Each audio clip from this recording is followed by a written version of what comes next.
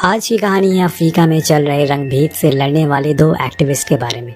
इनकी हरकतों से परेशान होकर गवर्नमेंट इन दोनों को साउथ अफ्रीका की सबसे खतरनाक जेल में बंद कर देती है, जहां से निकलने के बारे में कोई सोच भी नहीं सकता। लेकिन कहानी का मेन कैरेक्टर टिम अपने शातिर दिमाग का इस्तेमाल करके इस जेल से बाहर निकलने की कोशिश में लगा हुआ है। क्या टिम इस जेल से भागने में कामयाब होगा या फिर नहीं, चलिए जानते। तो कहानी की शुरुआत में हम देखते हैं कि 1970 साउथ अफ्रीका के लोग रेसिज्म यानी कि ब्लैक और व्हाइट को खत्म करने के लिए अपने हक के लिए सड़कों पर आकर दंगे कर रहे हैं। ये लोग अपनी आज़ादी के लिए बहुत सालों से लड़ रहे थे और जब सरकार ने इनकी बातें मानने से इनकार कर दिया तो ये लोग सड़कों पर उतर आए। और इसी समय अफ्रीका में लोगों के हक के लिए आवाज़ उठाने वाली एक ऑर्गेनाइजेशन बनी थी जिसका नाम था ANC यानी कि अफ्रीकन नेशनल कांग्रेस।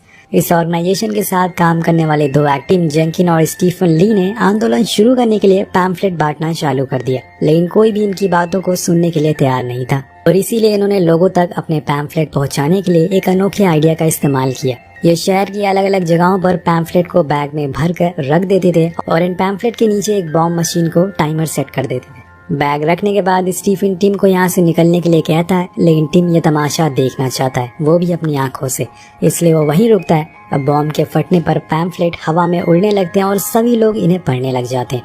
काम खत्म होने के बाद टिम और स्टीफन जाने वाले थे, लेकिन इससे पहले कि इन्हें अरेस्ट कर लिया जाता है क्योंकि इन्होंने जो पैम्फलेट बांटे थे उनमें सरकार के खिलाफ आंदोलन शुरू करने की बात लिखी हुई थी जो कि गैर कानूनी है।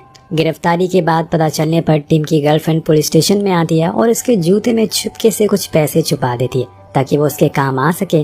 टिम जल्दी से बाथरूम में आता है और वो उन पैसों को डालता है सिगरेट के बॉक्स में और इस बॉक्स को अपने पिछवाड़े में डाल देता है ताकि तलाशी लेने पर पुलिस को कुछ भी ना मिले। इसके बाद दोनों को कोर्ट में जज के सामने पेश किया जाता है तो सारे सबूत इनके खिलाफ मिलते हैं।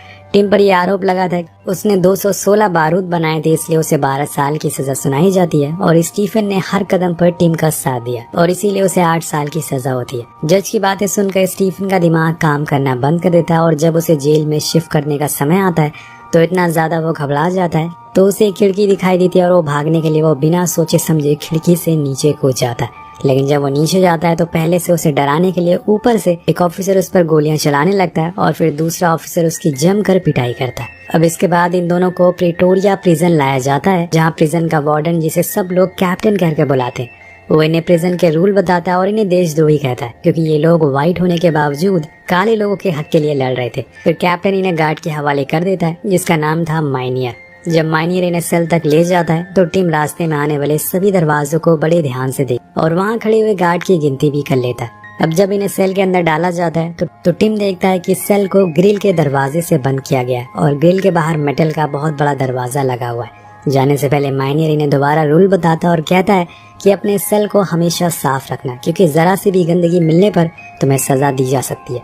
अब सेल के अंदर जाने के बाद ये दोनों दीवार को नॉक करके एक दूसरे से कम्युनिकेट करते हैं। वह अगले दिन यानी कि जेल में अपने पहले दिन पर उनको ब्रेकफास्ट के समय पता चलता है कि कैदियों के ब्लू और ग्रे यूनिफॉर्म के बीच में क्या डिफरेंस है। जिन कैदियों ने ब्लू यूनिफॉर्म पहनी हुई थी उन्होंने खून जैसे बड़े क्राइम किए थे और उन्हें उम्र कैद की सजा मिली हुई थी।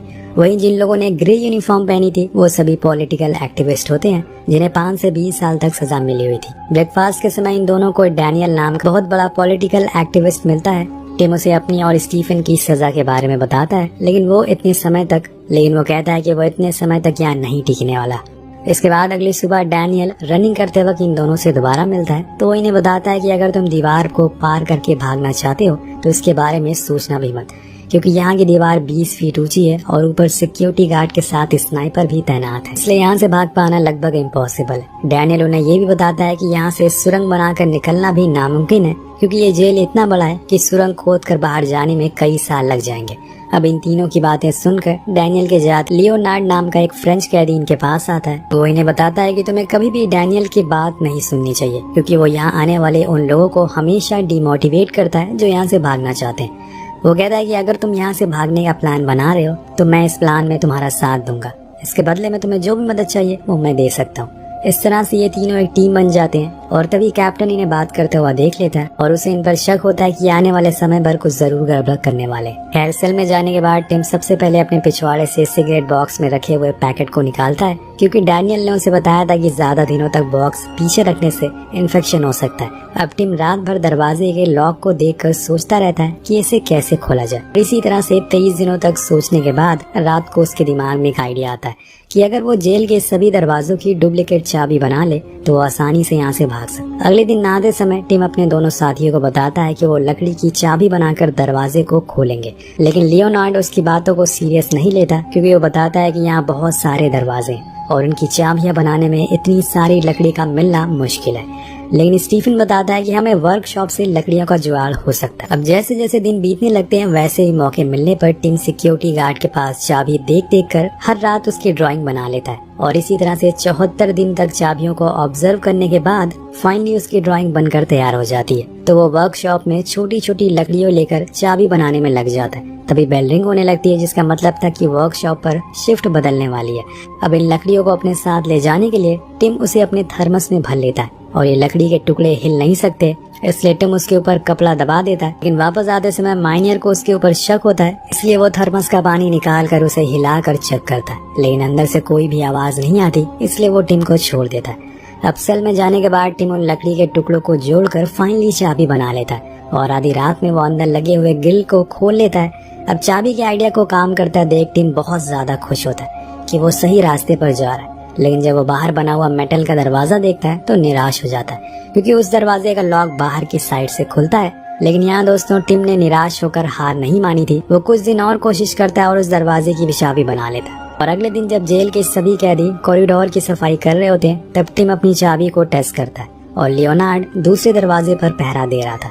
हालांकि उसकी चाबी सही तरीके से काम तो करती है, लेकिन जैसे ही वो चाबी को लॉक से बाहर निकालता है तो हड़बड़ी में चाबी टूटकर अंदर ही रह जाती है। और उसी समय लियोनार्ड बताता है कि जेलर उनकी ही तरफ आ रहा है। टिम बहुत ज्यादा डर जाता है, लेकिन वो किसी भी तरह से स्क्रू ड्राइवर की मदद से जेलर के आने से पहले उस टुकड़े को निकाल लेता है, लेकिन वो जल्दी जल्दी में लॉक को बंद करना भूल जाता है। अब इसके बाद जब टिम अपने सेल में होता है तो वो डर के मारे उसके पसीने छूटने लगते हैं, क्योंकि जब जेलर को पता चलेगा कि लॉक खुला है तो वो उसे छोड़ेगा नहीं। फिर थोड़ी देर बाद जब जेलर यहाँ आता है तो वो दरवाजे के लॉक को खुला देखकर हैरान रह जाता है, क्योंकि इतने सालों में उसके साथ ऐसा कभी नहीं हुआ। लेकिन वो दरवाजे पर ज्यादा ध्यान नहीं देता और उसे बंद करके वहाँ से चला जाता है। कुछ दिनों के बाद साल का वो समय आ जाता है जब कैदियों को उसके परिवार से 30 मिनट तक मिलने का समय मिलता है। लेकिन जब लियोनार्ड अपने बेटे से मिलता है तो वो दोनों फ्रेंच में बातें करने लगते हैं, जिसे देखकर सिक्योरिटी गार्ड उसे 30 मिनट से पहले ही वापस सेल में भेज देता है और इस बात से उसे बहुत गुस्सा आता है। अब देखते ही देखते जेल के अंदर इन लोगों को 182 दिन हो जाते हैं और इनकी टेंशन दिन ब दिन बढ़ती जा रही थी, क्योंकि इन्हें समझ नहीं आ रहा था कि सेल के बाहर वाले दरवाजे को कैसे खोले। लेकिन एक दिन सेल के अंदर सफाई करते समय लियोनार्ड को आइडिया आता है कि वो रस्सी की मदद से चाबी को लॉक तक पहुंचा सकते हैं। लेकिन टिम बताता है सिर्फ रस्सी से दरवाजे को खोल नहीं सकते, क्योंकि हमें चाबी को घुमाना भी होगा। जब ये तीनों इस बारे में डिस्कस कर रहे होते हैं तभी जेलर वहाँ आ जाता है और इन्हें बात करते हुए देखकर उसे इन तीनों पर डाउट होता है, पर पूछे जाने पर ये कहते हैं कि ये तो बस अपने काम के बारे में बातें कर रहे थे। जेलर के जाने के बाद स्टीफन की नजर झाड़ू की स्टिक पर पड़ती है, जिसे देखकर उसे एक और आइडिया आता है कि अगर किसी तरह से इस चाबी को स्टिक में फंसा दे तो इसकी मदद से चाबी को घुमाकर लॉक को खोला जा सकता है। लेकिन उनके पास जो स्टिक होती है वो छोटी होने की वजह से दरवाजे तक पहुंच नहीं पा रही थी, इसलिए स्टिक की लंबाई बढ़ाने और रोटेटिंग मैकेनिज्म बनाने के लिए टिम जब अगले दिन वर्कशॉप में जाता है तो उसे एक मशीन दिखाई देती है, जिससे इंस्पायर होकर टिम वैसे ही सेम चीज अपनी स्टिक में फिट कर देता है। अब आधी रात को टिम अपनी चाबी को ट्राई करने के लिए जाता है तो वो बहुत कोशिश करने के बाद उस लॉक को फाइनली खोलने में कामयाब हो जाता है। लेकिन जब वो चाबी को बाहर निकाल रहा होता है तो चाबी स्टिक से गिर जाती है और ये देखकर टिम पैनिक करने लगता है। वो सोचने लगा था कि चाबी को अंदर कैसे लाए। कुछ देर तक सोचने पर टिम को आइडिया आता है कि वो एक च्युइंगम को चबाकर झाड़ू की स्टिक में आगे लगा देता है और उस स्टिक की मदद से चाबी को अंदर खींच लेता है। अगली सुबह जब टिम ब्रेकफास्ट करने के लिए जाता है तो कल रात का इंसिडेंट के बारे में अपने दोस्तों को बताता है और ये सारी चीजें बताते हुए उसके हाथ अभी तक कांप रहे थे। चाबी के काम करने की बात सुनकर वो दोनों भी बहुत खुश हो जाते हैं। अब टिम अपने पास इन चाबियों को नहीं रख सकता, क्योंकि अगर वो पकड़ा गया तो उसकी सजा और बढ़ा दी जाएगी और उसे ये काम फिर से शुरू करना पड़ सकता है। इसलिए वो जब गार्डन में काम कर रहा होता है तो स्टीफन उसे चाबियों से भरा जार पकड़ा देता है, जिसे टिम मिट्टी के अंदर दफना देता है। लेकिन ज्यादा देर तक इन दोनों को साथ में बातें करता देखकर जेलर को इन पर फिर से शक हो जाता है और वो पास आकर पूछता है, लेकिन टिम सारी बातें घुमा देता है। अब जेलर के जाने के बाद डैनियल टिम को कहता है कि तुम लोग मेरे मना करने के बावजूद भी यहाँ से भागने की प्लानिंग में लगे हुए, लेकिन अगर इस काम में तुम मुसीबत में पड़ जाओ तो मुझे याद कर लेना, मैं तुम्हारी मदद जरूर करूंगा। अब दोस्तों, हर रात को टिम सेल के दोनों दरवाजों को खोलकर आगे के दरवाजे को लॉक देखने जाता था और वापस आकर उनकी डुप्लीकेट चाबियां बनाता था। और इस तरह जेल में 206 दिन गुजरने के बाद एक दिन टिम बाथरूम की खिड़की से बाहर कूड़ा लेकर जा रहे अफ्रीकन कैदी को एक पेपर मंगवाता है। पेपर के बदले में ये अफ्रीकन टिम को एक सिगरेट का पैकेट और नहाने के लिए साबुन मांगता है। अब शाम को जब टिम वॉक के लिए जाता है तो गार्ड से बचते हुए उसे कचरे की डिब्बी के नीचे च्युइंगम से साबुन और सिगरेट के पैकेट को चिपका देता है और डिब्बे से पेपर निकाल कर अपने पास रख लेता है। कहानी और आगे बढ़ती है। अब टिम को जेल में 296 दिन हो चुके थे और वो हर रात की तरह लिनार्ड के साथ अगले दरवाजे के लॉक को देखने के लिए जाता था और इसके साथ अपने बनाई हुई चाबी को चेक कर भी आता था। इसी तरह से उसने कई सारे दरवाजों की चाबियां बना ली थी जो उसे आजादी के बीच में आ रही थी।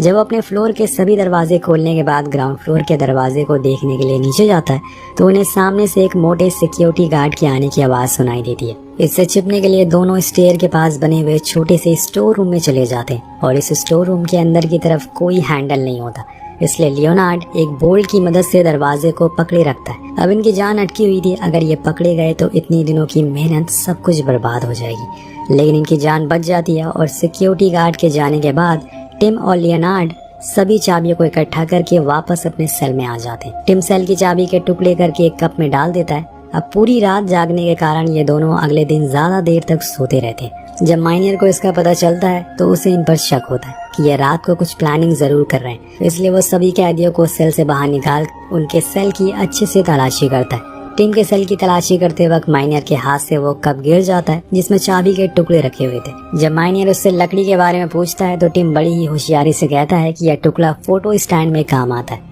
माइनियर वहाँ पर स्टिक के ऊपर लगी हुई रस्सी को भी देखता है, लेकिन उसे सब कुछ नॉर्मल लगता है। पता नहीं चल पाता कि ये क्या प्लानिंग कर रहे हैं, इसलिए वो टिम को वार्निंग देकर यहाँ से चला जाता है। माइनियर के जाने के बाद टिम समझ जाता है कि चाबियां अपने पास रखना सेफ नहीं है क्योंकि वो कभी भी पकड़ा जा सकता है। इसके लिए टिम उन चाबियों को जेल के अलग अलग जगहों पर छुपा देता है, जैसे कि लाइब्रेरी और वॉशिंग मशीन में। इसके बाद यह सिलसिला ऐसे ही 404 दिनों तक जारी रहता है और हर रात अलग अलग दरवाजे तक पहुंचने के बाद देखते ही देखते ये लोग 39 चाबियां बना लेते हैं, मतलब कि 39 दरवाजों की चाबियां। टिम आने वाले दिनों में भागने का प्लान को एग्जीक्यूट करने वाला था। यह बात टिम डैनियल और उनके साथियों को बताते हुए कहता है कि आप लोगों को भी हमारे साथ भागना चाहिए। लेकिन इन तीनों के अलावा जेल से भागने के लिए कोई भी तैयार नहीं था क्योंकि बाकी लोगों को डर था कि अगर वो पकड़े जाएंगे तो उनकी सजा बढ़ा दी जाएगी। डैनियल भी यहाँ से भागने के लिए राजी नहीं होता, लेकिन वो टिम को टूथपेस्ट की बोतल में कुछ पैसे छुपा कर देता है। दोस्तों, आखिरकार वो दिन आ जाता है जब ये तीनों अपने प्लान को एग्जीक्यूट करने वाले थे। भागने से पहले दिन टिम दरवाजे के नीचे से स्टीफन को एक पेपर देता है जिसमें जेल का नक्शा बना हुआ था। दरअसल यह वही पेपर है जो टिम ने उस अफ्रीकन आदमी से सिगरेट और साबुन के बदले में लिया था। नक्शे को अच्छी तरह से समझने के बाद ये तीनों मौका देखकर अपने सेल से बाहर आते हैं। टिम आखिरी बार डैनियल को साथ चलने के लिए कहता है, लेकिन वो मना कर देता है। इसके बाद तीनों एक एक दरवाजे को पार करते हुए आगे बढ़ते हैं, लेकिन इसी बीच एक मोमेंट ऐसा आता है जब सिक्योरिटी गार्ड इन्हें ऑलमोस्ट पकड़ने ही वाला था। लेकिन तभी डैनियल अपने सेल के बल्ब को फ्यूज करके पूरे फ्लोर में शॉर्ट सर्किट कर देता है, जिससे कि सभी कैदी शोर मचाने लगते हैं और सिक्योरिटी गार्ड को बुलाने लगते हैं। डैनियल ने ऐसा इसलिए किया क्योंकि जब एक सिक्योरिटी गार्ड बिजली को सही करेगा तब इन तीनों को भागने का मौका मिल सकेगा। सभी दरवाजे को खोलने के बाद अब इनके सामने जेल का आखिरी दरवाजा आता है, जिसके लॉक को वो अपने पास मौजूद चाबियों से खोलने की कोशिश करते हैं, लेकिन एक भी चाबी लॉक को खोल नहीं पा रही थी। वो तीनों उस लॉक से बाहर का दरवाजा देखते हैं जो कि खुला हुआ था और बस वो आज़ादी से एक कदम दूर थे। अब दरवाजा ना खुलने की वजह से टिम वापस सेल में जाने के लिए कहता है क्योंकि दरवाजा नहीं खुल रहा था। ये बहुत कोशिश के बाद भी दरवाजा खुल नहीं रहा था, लेकिन लियोनार्ड इतनी महीनों की मेहनत बर्बाद नहीं करना चाहता और इसलिए वो गुस्से में स्क्रू ड्राइवर से लॉक को तोड़कर दरवाजे को खोल देता है। यहाँ तीनों अपने अपने कपड़े पहनकर छिपते छिपाते बाहर निकलते हैं, लेकिन अभी भी स्नाइपर ऊपर घूम रहा था और टिम उसे शीशे की मदद से देखता है और उसे ही चकमा देकर ये फाइनली जेल से बाहर आ जाते हैं, जहाँ सड़कों पर बहुत सारे लोग घूम रहे थे, जिसकी वजह से इन्हें पहचान पाना मुश्किल था। कुछ दूर आने के बाद ये तीनों डैनियल के दिए हुए पैसों से टैक्सी लेकर इस शहर से बाहर निकल जाते हैं। और इधर जेल में जब माइनियर रूटीन वॉक के लिए आता है तो वो देखता है कि 3 कैदी अपने सेल से फरार हो गए। ये देखकर उसके पैरों के नीचे से जमीन खिसक जाती है और जेल के सभी कैदी उसे ऊपर जोर जोर से हंसने लगते हैं, खासकर डैनियल, क्योंकि वो तीनों अफ्रीका के उस जेल से भागे थे जहां से निकल पाना नामुमकिन था। वही हमें बताया जाता है कि तीनों साउथ अफ्रीका से लंदन चले जाते हैं और वहां जाकर दोबारा ANC को ज्वाइन कर लेते हैं। कुछ सालों तक लड़ने के बाद 1992 में अफ्रीका में काले और गोरों लोगों के बीच में अंतर को खत्म कर दिया जाता है और हमें ये भी बताया जाता है कि 22 साल बाद डैनियल भी अपनी सजा काटने के बाद जेल